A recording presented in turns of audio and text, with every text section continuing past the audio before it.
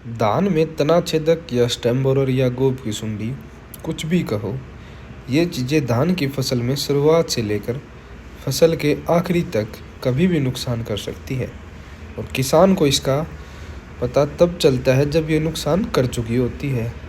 और फिर हम दवा लेने पाते हैं, सलाह लेते हैं किसी की, फिर दवाई भी कुछ टाइम लेती है अपना काम करने में। कितनी भी जल्दी कर लो, 4 से 5 दिन तो लग ही जाते हैं।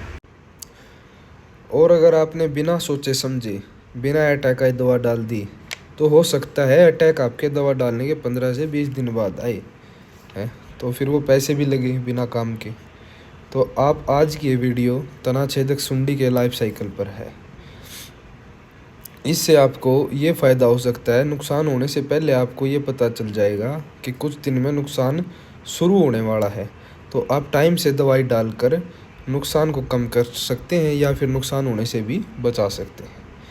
तो आप लोगों को इस वीडियो को ध्यान से देखना है। तना छेदक सुंडी की 4 स्टेजेज होती हैं: तितली, अंडे, लार्वा और प्यूपा। नुकसान सिर्फ लार्वा और सुंडी ही करती है।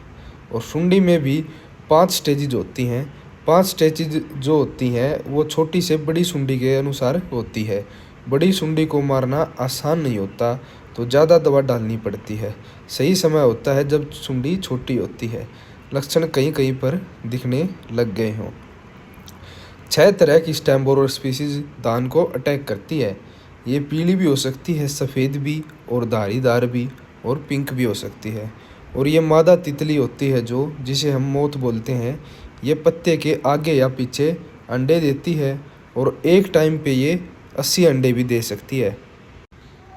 ये तितली ने पत्ते के ऊपर अंडे दिए हुए हैं और अंडों से 4 से 7 दिन में ये सुंडी निकलती है। और सबसे पहले क्या करती है, ये सुंडी पत्तों के ऊपर से सरकती हुई नीचे जाती है और जो पहली गांठ होती है ना, उसके ऊपर से तने में सुराख करके अंदर घुस जाती है और फिर तने के को अंदर से खाते हुए ऊपर की ओर चली जाती है। तो जो हम खाद वगैरह या फिर जो न्यूट्रिएंट वगैरह हम अपनी फसल में डालते हैं, उनका ऊपर जाना बंद हो जाता है और तने का पत्ता पहले तो गोल दिखता है और फिर सूख जाते हैं। इस सूखे तने को ऊपर की साइड अगर हम पकड़ के खींचेंगे तो ये देखा होगा आपने कि आसानी से बाहर निकल आता है। और नीचे की तरफ एक कट भी दिखाई देता है और उसके बीच में एक सुराख भी दिखाई देता है जहाँ से वो सुंडी एंटर हुई थी इसके ये स्टेम के अंदर। और अगर इस तने को हम फाड़ के देखें तो सुंडी भी दिख जाती है। तो इस लार्वा और सुंडी का जीवन चक्र जो होता है वो 20 से 35 दिन का होता है। तो इसका मतलब ये है कि सुंडी 1 महीने तक फसल में खाती रहती है और नुकसान भी चलता रहता है। तो इसका मतलब शुरू में ही कंट्रोल करने में समझदारी है।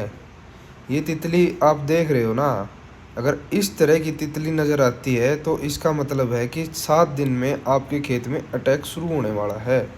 तो इसके लिए खेत में तितली अंडों की पहचान करनी आनी ज़रूरी है।